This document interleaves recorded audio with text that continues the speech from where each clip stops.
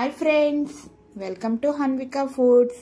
ఈరోజు వీడియోలో టేస్టీగా పుడింగ్ స్వీట్ని చూపించబోతున్నానండి. కేవలం ఒక 5-10 నిమిషాల్లోనే చేసుకోవచ్చు. చాలా టేస్టీగా చాలా బాగుంటుంది. పిల్లలైతే చాలా బాగా ఇష్టపడతారు.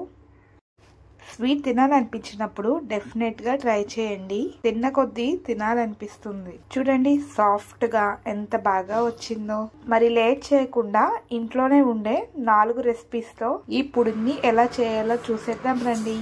ప్యాన్లోకి 2 స్పూన్ల షుగర్ని తీసుకొని అందులోనే కొంచెం వాటర్ని వేసి బాగా వేడి చేయండి.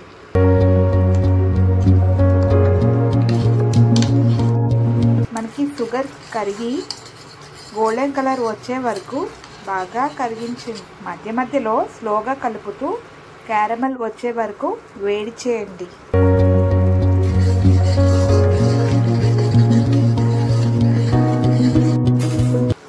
చూడండి లైట్ గోల్డెన్ కలర్ రావడం స్టార్ట్ అయింది కదా. ఈ టైంలో లో ఫ్లేమ్లో పెట్టి మరి 2 నిమిషాలు ఉడికించండి. అలాగే పాకం గట్టిపడకుండా ఉండడానికి ఈ టైంలోనే 1 టేబుల్ స్పూన్ నిమ్మరసాన్ని తీసుకుందాం. మనకు క్యారమెల్ అనేది అస్సలు మాడకూడదు. మాడిపోతే రుచి మారిపోతుంది కాబట్టి ఈ టైంలో లో ఫ్లేమ్లో పెట్టి గోల్డెన్ కలర్ వచ్చే వరకు వేడి చేసుకుందాం.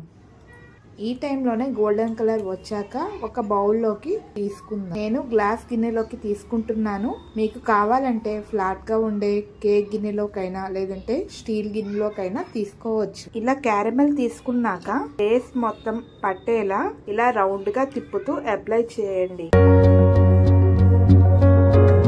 ఇలా ముందుగా క్యారమెల్ ని బౌల్లో తీసుకున్నాక వేరే ప్యాన్ లోకి 1 కప్పు పాలను తీసుకొని వేడి చేసుకుందాం. అందులోనే 2 స్పూన్లు షుగర్ ని తీసుకొని స్పూన్ తో కలుపుతూ వేడి చేయండి. ఇక్కడ పాలను వేడి చేస్తూ మరో పక్కన కస్టర్డ్ పౌడర్ ని తీసుకుందాం. ఒక బౌల్లోకి 2 స్పూన్ల కస్టర్డ్ పౌడర్ ని తీసుకుందాం. మీ దగ్గర కస్టర్డ్ పౌడర్ లేకపోతే కార్న్ ఫ్లోర్ అయినా యూజ్ చేయొచ్చు. కార్న్ ఫ్లోర్ ని వాడితే అంతగా కలర్ రాదు. కార్న్ ఫ్లోర్ ని యూజ్ చేస్తే ఫ్లేవర్ కోసం కొంచెం వెనిలా ఎసెన్స్ ని యూజ్ చేయండి. అలాగే ఫ్లేవర్ వచ్చేసి వెనిలా ఫ్లేవర్ తీసుకున్నానండి. మీకు ఏ ఫ్లేవర్ కస్టర్డ్ పౌడర్ నచ్చితే ఆ ఫ్లేవర్ కస్టర్డ్ పౌడర్ యూజ్ చేయొచ్చు. ఇందులోకి 1/2 కప్పుడు పాలను తీసుకొని ఉండలు లేకుండా బాగా కలపండి.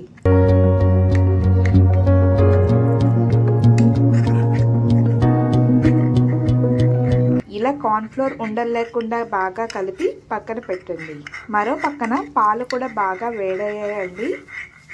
ఈ టైంలో లో ఫ్లేమ్లో పెట్టి మనం రెడీ చేసుకున్న కస్టర్డ్ పౌడర్ మిల్క్ని తీసుకుందాం. మీరు హై ఫ్లేమ్లో ఉడికించారంటే ముద్దలు కట్టి చాలా ఫాస్ట్గా మాడిపోతుంది. కాబట్టి లో ఫ్లేమ్లోనే సర్క్యులర్ మోషన్లో బాగా కలుపుతూ ఉడికించండి.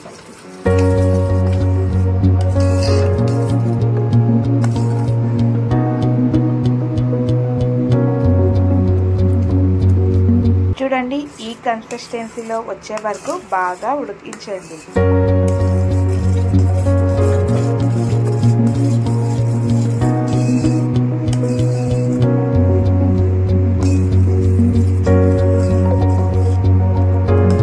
దీన్ని మనం క్యారమెల్ తీసుకున్న బౌల్లోకి తీసుకుందాం. ఇలా పుడింగిని తీసుకున్నాక దీన్ని మనం చల్లారే వరకు బయట పెట్టి 10-15 నిమిషాల తర్వాత దీన్ని కవర్ చేసి ఫ్రిడ్జ్లో పెట్టి తీసుకుందాం. చల్లగా టేస్టీగా పుడింగి రెడీ అయిపోతుంది. డిమోల్డ్ చేయడానికి ముందుగా ఇలా సైడ్స్ని ఎడ్జెస్ చేయడానికి చాక్తో కానీ లేదంటే ఇలా ఫింగర్స్తో ఇలా అన్నాము అంటే పుడింగ్ అనేది గ్లాస్కి సెపరేట్ అయిపోతుంది. ఆ తర్వాత పుడింగి డిమోల్డ్ చేయడమే.